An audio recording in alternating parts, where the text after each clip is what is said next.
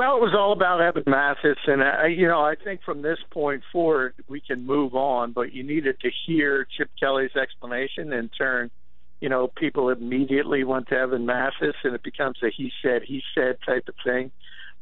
Chip insisted that Drew Rosenhaus, his agent, asked for his release on a number of occasions.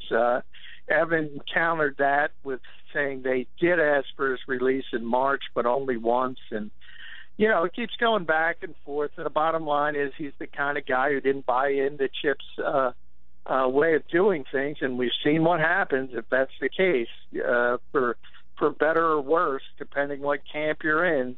If you don't line up the way Chip Kelly wants you to, you're not going to be here very long. Yeah, the story seems pretty simple. You either buy in or you don't. That message seems to be clear. But let me ask you, John, is it the right message? Was Mathis treated fairly here, or should he have been given an opportunity to show that he was an unhappy camper or that he was going to be a bad seed?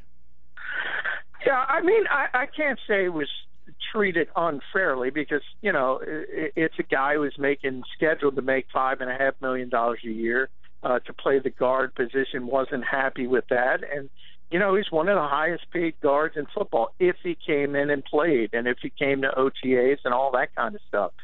So then the ball's in Chip Kelly's court, and he didn't like that. And he doesn't like guys going out on their own and moving away from that team dynamic. And it's a business. It's a business on both sides.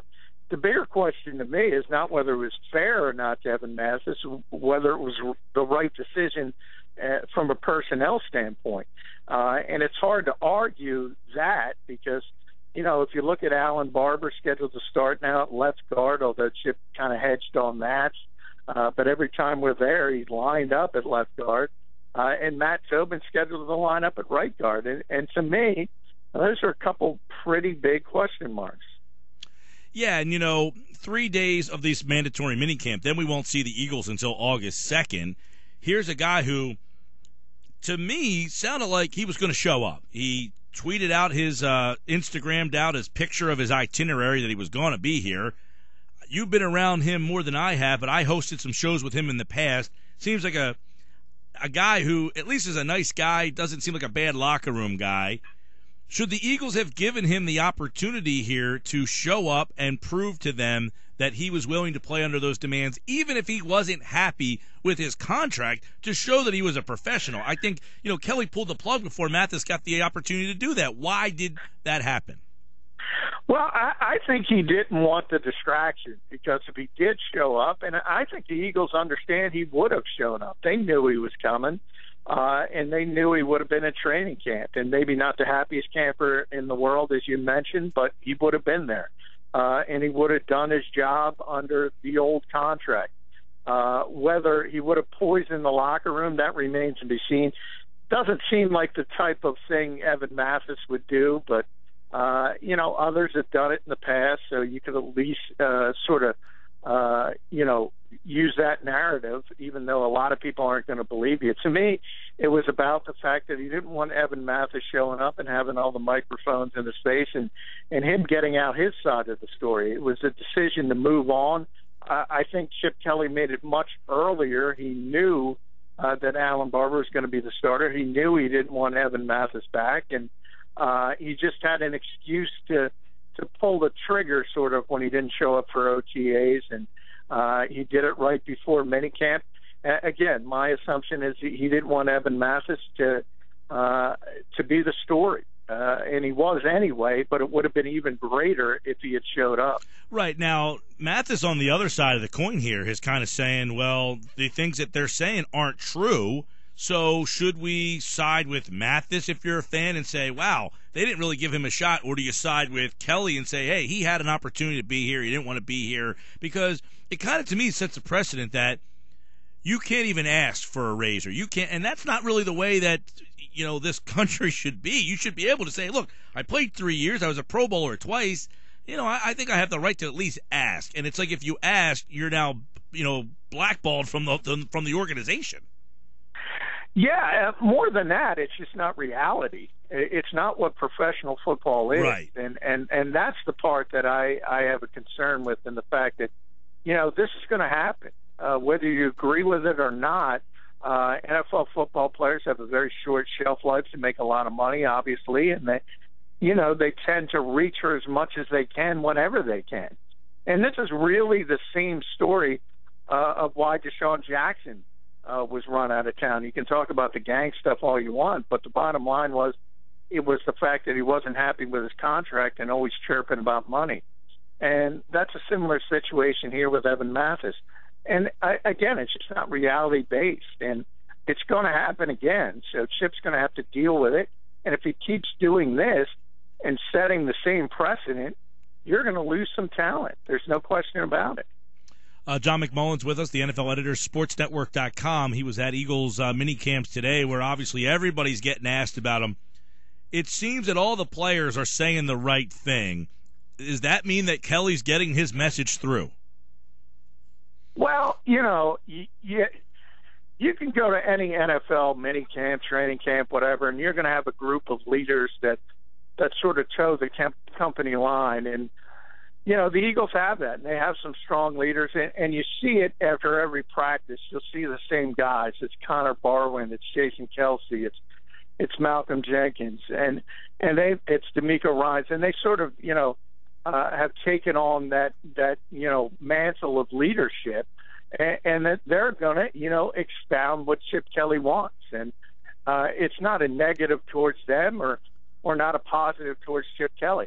It's just every team has that, and you're going to see it with the Eagles, and they're going to try to keep things in the locker room moving forward in the right direction, because at the end of the day, everybody wants to win. And the reality is Evan Mathis isn't here anymore, so you have to move forward. John, let's look at some other things at minicamp. Sam Bradford said if he's not ready for 11-on-11, that means something's gone terribly wrong, and he's been limited to 7-on-7s to this point. I don't know how much he did today or what you saw of him, but is that a good sign that Bradford now thinks that he's going to be ready for camp? Yeah, they've been very cautious, and I think the only reason they've been so cautious, both Chip and Sam themselves at times, is the fact that if they do show up on August 2nd and he's not able to go in that first day in 11-on-11s, people are going to report it as a setback, where not necessarily it would be. So that's why they're being very cautious. They're working him just in 7-on-7s. It's been incremental each week. He's done a little bit more, and I think you'll see the same this week. He's not going to be out there at 11-on-11s, as you mentioned, and that's just out of an abundance of caution, because this is non-contact. But anytime you have all those offensive linemen, something could happen. Somebody could get pushed back and knocked into a leg. So I think it's more cautionary than anything else, because, it's not a hitting camp. There are no pads. So the only real difference between 7-on-7s and 11-on-11s is the fact that somebody could back up into them. So I don't think it's that big of a deal as some have made it out to be. And Sam Bradford's still on target to be the Week 1 starter of this football team. John, obviously Bradford is a big piece of the puzzle. How about a guy like Zach Ertz? I'd like to get your thoughts on how you see that third year. A lot of you hear about receivers in their third year. He really came on late last year. I think he's a guy that can maybe even play some slot this year and be a bigger part of the offense. Do you get the sense that Ertz will be more involved this year in the offense? Well, it comes down to, how much he improves as a blocker, because that's been the issue. No one questions his receiving ability. No one questions his ability to be a matchup sort of nightmare in the slot. He's got those kind of capabilities. But the bottom line is, in this offense, it's run first, and you have to block, whether you're playing even the wide receiver position. So certainly a tight end, even one that's going to split out more often than not, he's got to improve his blocking. And until he does that, you're not going to see the same number of snaps, say, Brent Selleck gets, because that's so important to how this offense does things. Yeah, and that's an interesting, because minicamp kind of sets up the battles for training camp. I think one of these interesting battles, maybe not battle for first guy or second guy, is how much time can Ertz wrestle away from Selleck? Yeah, and that's where it all comes down to, because he's already a better receiver. You already know that the defense has to account for him, and he's a bigger threat for whoever's playing quarterback, whether it's Bradford, whether it's Mark Sanchez, whoever's out there. They would love to be thrown to Zach Ertz more than Brett Selig, and that's not to take anything away from him, because he's been a heck of a player. He's just not, the downfield threat that Ertz can be. But again, it's important. We constantly talk about, why is Riley Cooper still here? Riley Cooper's still here because he blocks, and he blocks as a wide receiver. It's something very important for Chip Kelly with this read option spread-based offense, and he's going to have to get better at it, and he's been working on it. But obviously, when you saw him at Stanford, that was not the strength of his game. He was not asked to do that all that much, so it's been an uphill battle for him. John, obviously, Josh Huff is another interesting guy. I think, Aguilar and Jordan Matthews, I would assume, are the top two receivers on this list. Although Aguilar being a rookie, it's hard to just assume that. But a first-round guy, you hope he is out there. The third spot, Huff, Cooper, I don't know if there's another guy even in the mix there, but is Huff a guy that went from basically helping you Zippo last year to maybe being a big part of this year's offense? Well, it's a possibility. I think everybody looks at the draft and they look at the names and they look at what they did at the college level and they say, wow, we got some good players. But if you look at it logically and if you look at it empirically around the league, the bottom line is a lot of rookies don't contribute right away, because it is a tough learning curve. So when you get somebody like Jordan Matthews, you can step right in and be pretty productive. You're ahead of the game. So that's generally what happens with most rookies. NFL coaches will tell you time and time again they show the most improvement from their first year to their second with a full off season where they're comfortable. So, yeah, they want him to be a contributor. There's obviously concern over the wide receiver position. You mentioned Aguilar. You can talk about first-round picks all you want. There's no guarantee he's going to be able to be a top-tier receiver right out of the gate. So there's not a lot of proven commodities at that position on this team. So anybody who can step forward is going to be able to seize playing time.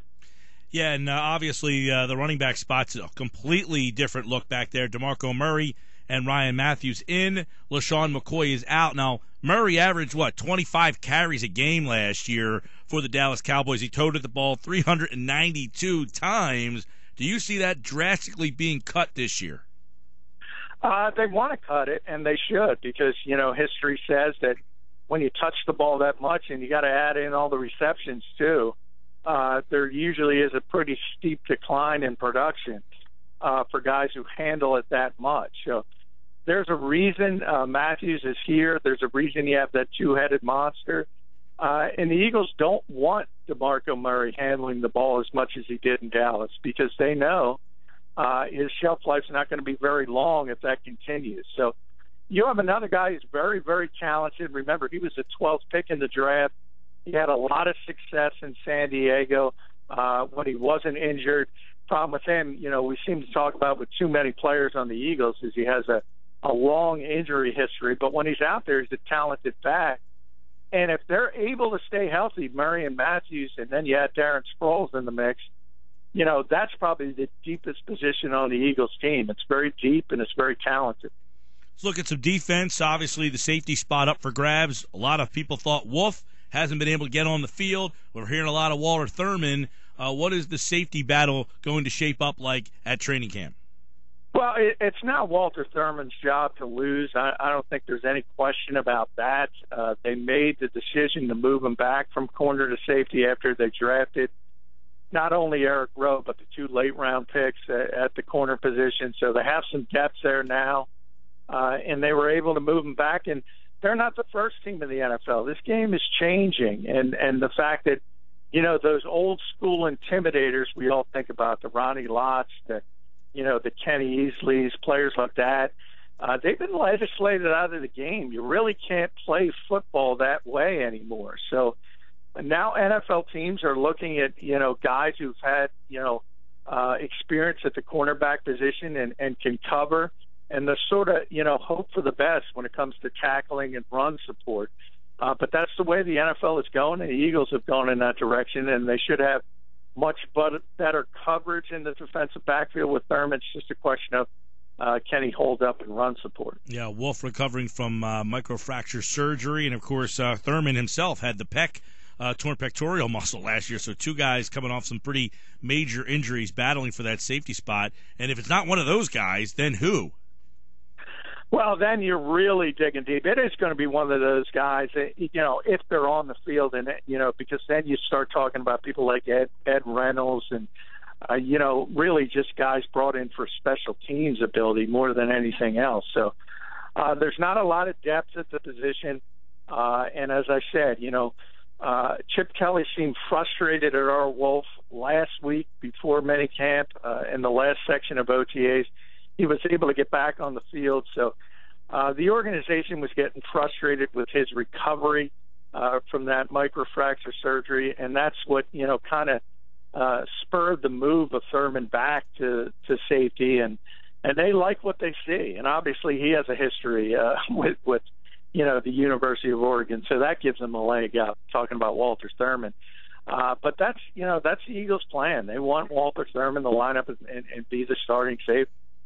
John McMullen, NFL editor, SportsNetwork.com at Eagles minicamps today. The 3-day minicamp concludes on Thursday. Then they're off until August 2nd, where training camp battles will begin. Another battle will be the cornerback spot. We got Nolan Carroll, Eric Rowe, the second-round pick. Do you find him to be the favorite when camp enters?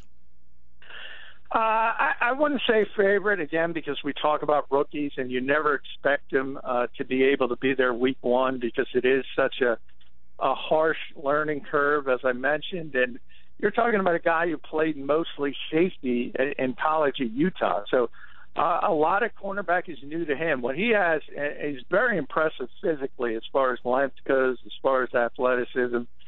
And you see him show up almost every practice making some kind of play, whereas it's, a leaping interception, his ability to tip the football. So, athletically, measurables-wise, he's exactly what the Eagles want to play the corner position. They want those long, lengthy guys who can make it difficult. You see how well it's worked in Seattle over the years with those types. And that's what the Eagles are shooting for. So there's no doubt they want him on the field as soon as possible. Whether that's week 1, week 5, week 8, remains to be seen. I don't think there's any doubt at some point he's going to be a starter this year. It's just a question if a guy like Nolan Carroll, even Brandon Boykin, has to hold down the fort until Rowe's completely ready. All right, obviously the middle linebacker or the inside linebacker spots will be another interesting storyline when we get to training camp on the 2nd. The mini camps continue through Thursday. John McMullen there with the Eagles today, where everything was Evan Mathis, but obviously other things are going on there as well. He did say Sam Bradford, or they do hope Sam Bradford will be ready to go for August 2nd. John, always a pleasure, pal. Hey, thanks for having me, Mike.